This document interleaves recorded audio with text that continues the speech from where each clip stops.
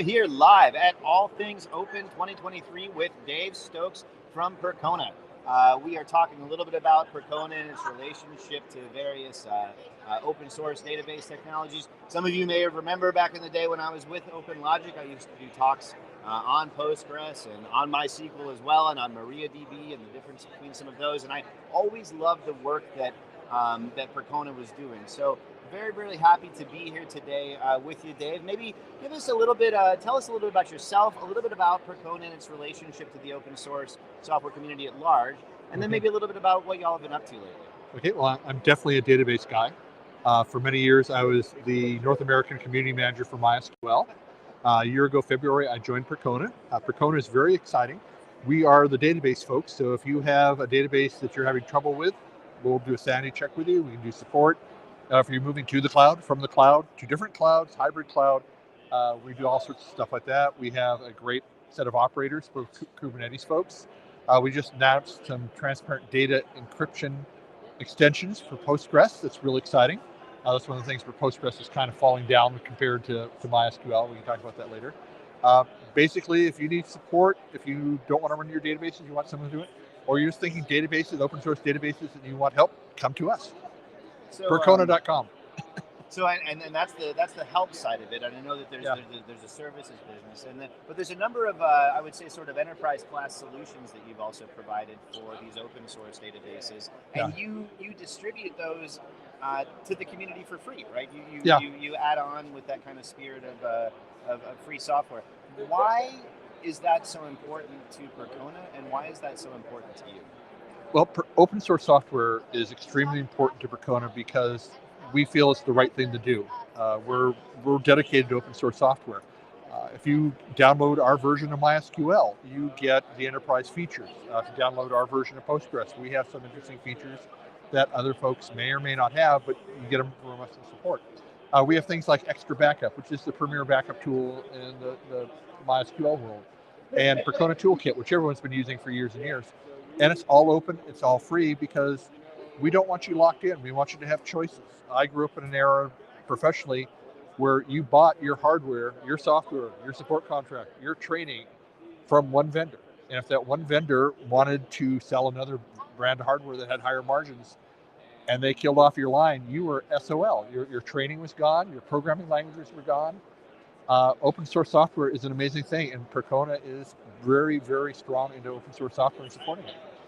Yeah, that sort of non-locked in nature. And I mean, I know which companies you're talking about, having been around for a minute too. You had your sort of one vendor. So we've got these great tools, and it's kind of accessible. Now, I have a theory, having been around open source for a long time. Something that kind of took me from OpenLogic, I guess, to now working at Gradle, was that I realized at one point, and I think maybe we all come to this realization if you're around free software and open source for a long time, that it's not really about the fact that you don't have to pay for it. That's kind of boring, actually. Yeah.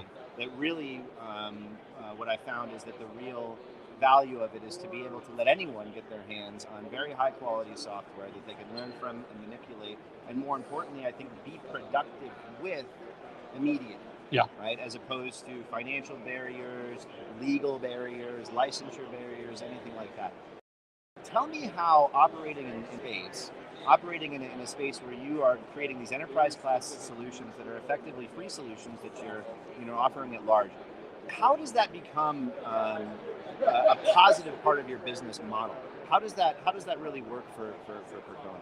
Well, so like if you're running our version of MySQL and you have some like credit card data that you want to mask, and you don't want to pay Oracle for the enterprise license for MySQL, and you don't want to write your own libraries, and you don't want to play with some JavaScript library that you don't know, and you're embedding something in the browser that's kind of iffy, but you really want it down to the database level, having that little bit of code is an amazing thing.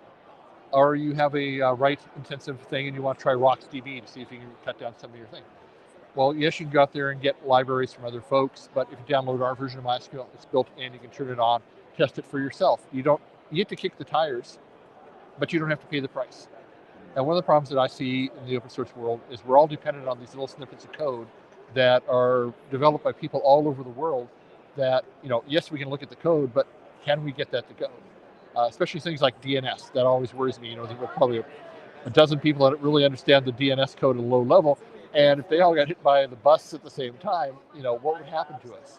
Well, and TCP too is one that I like to use there too. Like I said, you probably saw that XKCD cartoon. I love it so much, where it's like what enterprise projects are really like, and it's like this giant contraption over here, and then this one tiny little thing, and it's like some piece of open source code written by a developer 30 years ago. We don't know what it does, but if we take it out, the whole thing breaks. Yeah, the little Jenga toothpick. Yeah, right, the little Jenga toothpick. Exactly. Yeah. So all right, let's pivot a little bit. You feel like maybe the right guy to ask this question to, and I think that this is something that everybody kind of wants to know. Let's put it to rest. Let's put this one to bed. Which one is better, MySQL or Postgres? Let's go. Okay. Right now, I'm going to say neither. The thing is, I love both databases. I spend a lot of time with MySQL. I spend a lot of time with Postgres now. They're both great databases. Postgres has a lot better SQL standard support, has a lot of neat features like a merge function. A lot of my time earlier in my career was taking data from cache registers and batching them up and putting them, coalescing them and sending off to a mainframe. The merge function does all that for me, where if I'd had that 25 years ago, I probably would have still stayed at that job. And MySQL's always been the just good enough database. It does just enough of what you want. And for a lot of people, that's good. Postgres has a lot more interesting features and a lot of really good code. The only trouble is there's some problematic thing like index bloat and all that, wraparound of transaction IDs that should have probably been solved 10, 15 years ago that they're now tackling. When you have like a MySQL and you have someone at Oracle saying, you will get this fixed in the next quarter, it hopefully gets fixed in the next quarter or two. Postgres is managed by mailing lists, and the folks who are doing it, they really are not punching the clock to try to get that done. They're trying to get the best code out there. So they both have their drawbacks. If someone came to me and said, I'm doing something real small, real light, I don't have any support staff, I'd point them towards MySQL. If you had someone who said, yeah, we have this, we're getting our initial funding and we're planning to grow to humongous levels, I'd say you probably want to look at Postgres, and you need to hire some bodies with some brains in them that can actually go out and run it for you. But for right now, I'd say they both have problems, but they're both getting better. Well, so if we can agree that we're not really in either camp, all right, that's fine. We can maybe take the gloves off a little bit. Let's dive into this a little bit. Obviously, we look at a lot of the pains that developers feel around productivity, right? We're here with the Build Propulsion Lab because we talk about making builds and test cycles faster for developers. That's very much the business that we're in. What are the pains that are being felt? What are the complementary pains that are being felt by folks that are not necessarily developers, folks that are working on data or working on databases? Where's their waste right now? What are they worried about? Where are they wasting their time? Well, a lot of the database folks will seem grumpy to the average developer because they want stability.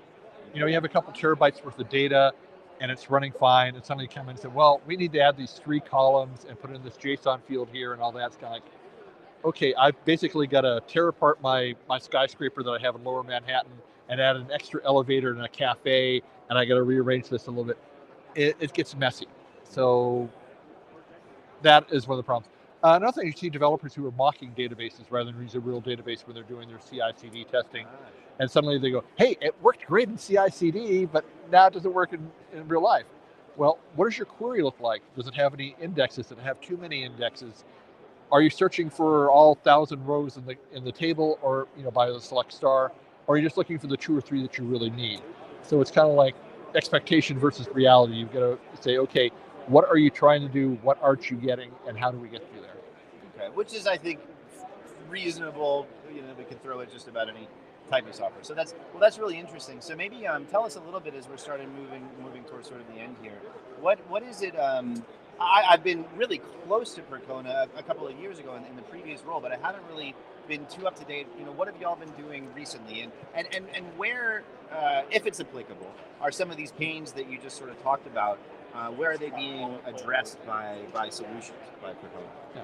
Well, for instance, in the MySQL world, our enterprise features that we get for free, and we have a very stable version of MySQL. It works great.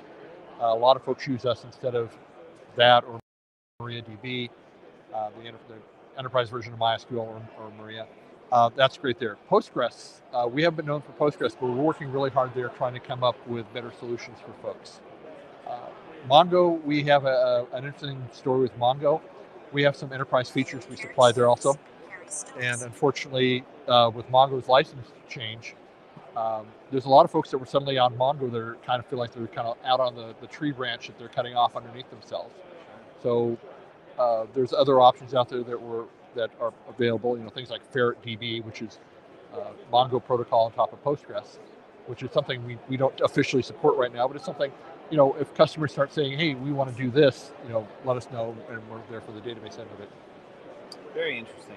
So before we close out here, of course, it's our productivity podcast. So give us one tip. What are you doing today, right? That helps you with your productivity. It could be anything. What are you helping to maintain your focus? One thing I recommend to anyone coming to a show like All Things Open or Scale or something like that, if there's a lull in your schedule when you're not going to a session and there's something you don't know absolutely nothing about, go sit in there.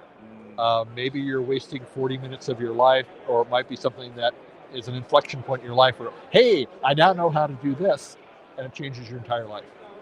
There's a couple sessions later. I won't name them because I don't have. I'm sitting on my schedule. I don't want to whip it out on the broadcast here. But it's a thing where if you're at a show like this, find something you don't know anything about and go learn. I think that's brilliant advice. I mean, I think like any time that I've ever taken any, I would say, real advancement in the career, moved in a newer, more positive direction, it was always when I took a minute to step outside of my comfort zone, even if I felt like it might impact productivity. So I kind of like that because it's not necessarily a productivity hack for today, but it's a way to think long term about your overall productivity strategy. I really like that. Well, hey, thanks so much for taking the time. Thank you, sir. Really Thanks for having me. Talking with you, and enjoy the rest of the show.